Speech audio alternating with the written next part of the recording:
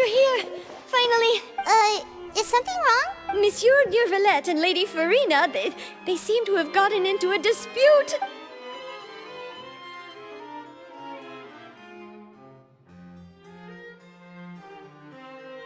Like I said, I've already explained everything! And yet the problem has not been properly solved. There is little space. It is not my intention to offend you, but please, tell me where you stand. You are the Hydro Archon Focalor, are you not? Look at this. This is a list of the victims from the recent Poisson. You mean... they're all... We did not arrive in time to avert this disaster, and I will not have it happen again. I will say this once more. You must tell me. Yesterday, I found 3 stone slates in some ancient ruins near Poisson. Seriously? You're questioning me like this is a court case now. I don't... but... you found them in some ancient ruins, you say? That's correct, which is why I came to ask you some questions. There should have been 4 slates, but one of them was missing. The other 3 feature different images that seem to correlate to... The second of these slates depicts the previous Hydro Archon Egeria kneeling before a floating island in the sky, as if confessing something. Do you know nothing of this either? I don't! I've never seen such slates! I'll ask you again. Do you really have no... My deciphering of the slates indicates that the Hydro Archon Egeria once had to confess to, or apologize for, a... All gods don't have the same secrets, you know. She was herself and I'm me. Is it really so strange that I know nothing? I understand your concerns, but... Forgive me for saying this now, Lady Farina, but I have long known there are several indications that you have been investigating the prophecy on the sly. This is not strange in itself, considering that you are the Hydro Archon. You have never been as superficial as you have presented yourself to be, nor...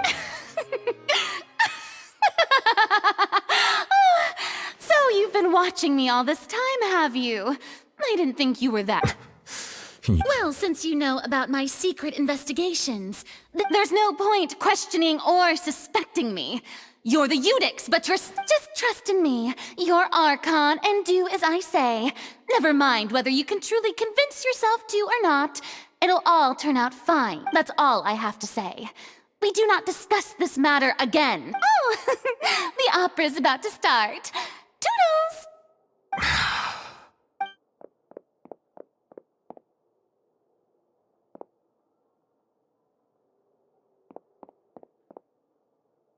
Did Farina not notice us standing by the door? Wonder what's up with her. She was smiling. I assume you've been outside... Oh! You noticed! Seems Farina didn't even realize we were here. She was in a great panic, though I cannot discern the reason. Our discussion reached impasses time and again, a state of affairs that we cannot allow to Still, I do not understand. Dialogue is the basis for understanding, so why did she keep refusing?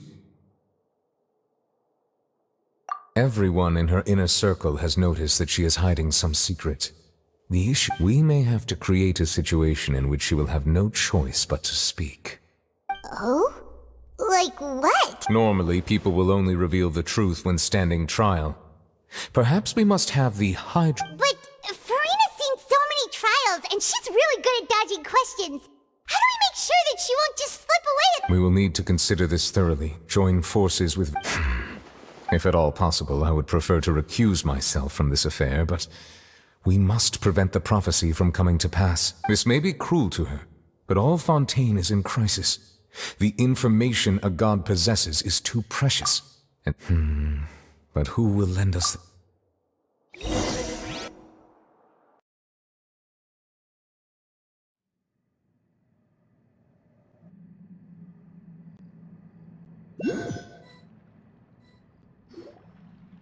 Well, that's everyone, huh? Speaking of which, it was pretty smart of you to think of hiding here. Poisson was just involved in a disaster, so it's presently devoid of people. That naturally makes it the best choice. And here you are drinking tea like it's the most natural thing in the world, huh? That's what family should do. It's nice to enjoy tea here, you know? Care for a cup? Lend me your ears, everyone. Or perhaps one of you might like to start us off. How about you, friend? Me? Then, how about you, good sir? I fear that I will cause the mood on this boat to become as... Well then, I guess we're lucky we've got a local like me to organize things. That was a little long-winded, don't you think? Oh, you might be right. Anyway, to cut to the chase, our friend here, the Traveler, as for what that is, well, let's start by saying that we'll be pooling... Oh? How intriguing. Well, it's just an expression, really. One that I just learned from Chlorand, and used on the spot. So... Huh? Didn't you say that you would be facilitating this? Oh, come now. Your work doesn't involve much public speaking, right?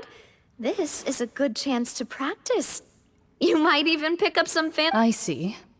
And what does my boss say? He is glad that you consider him your boss.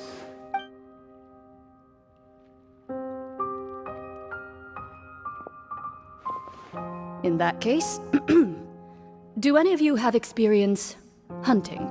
Not that I recall. Fremine and I once used a wooden stick in a basket to catch wild rabbits when we were younger.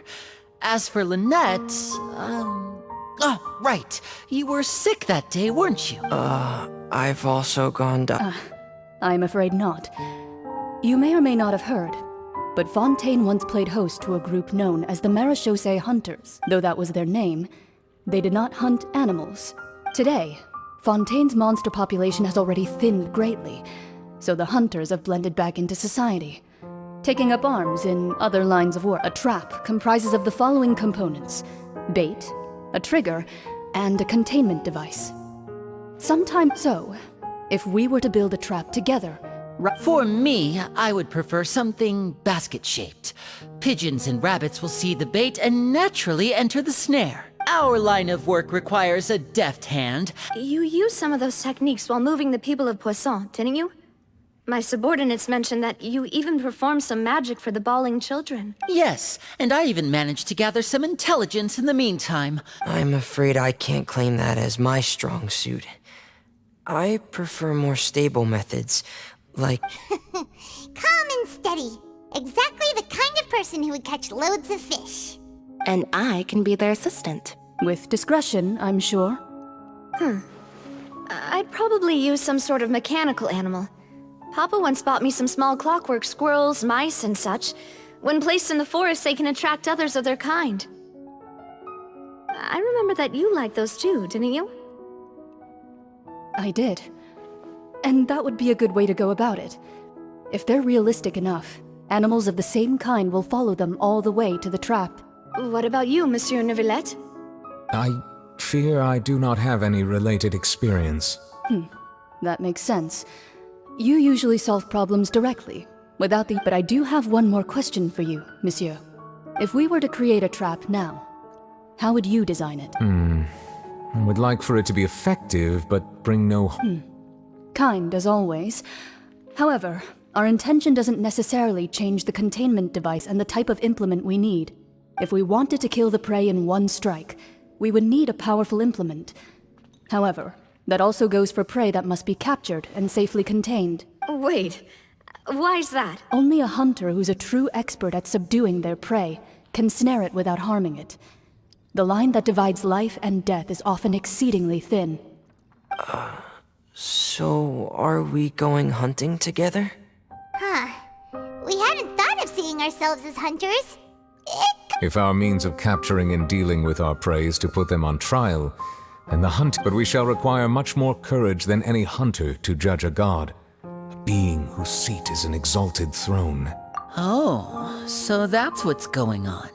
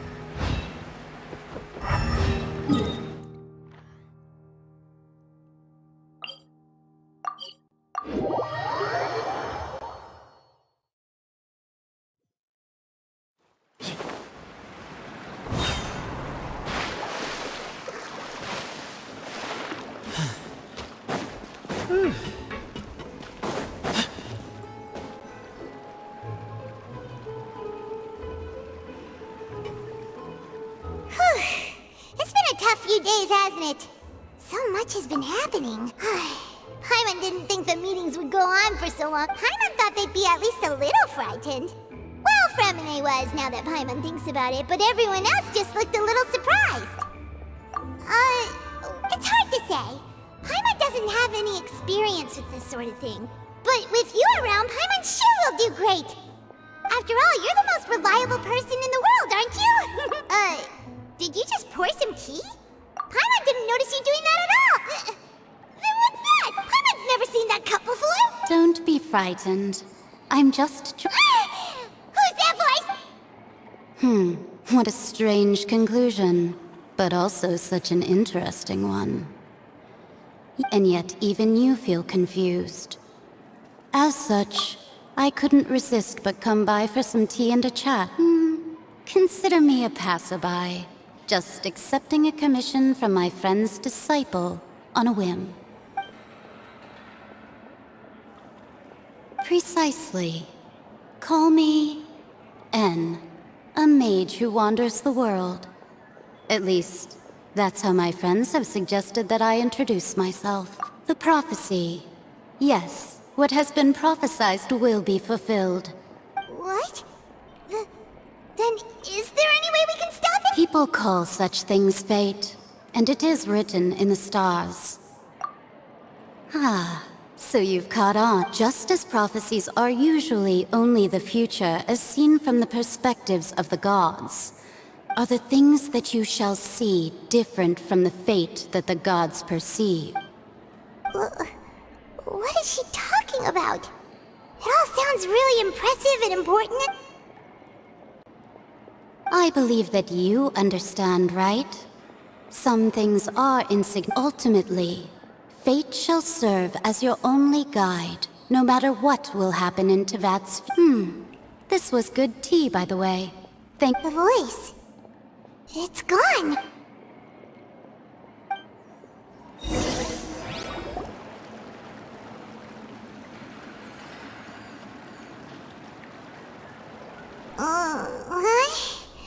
Paimon hears someone talking.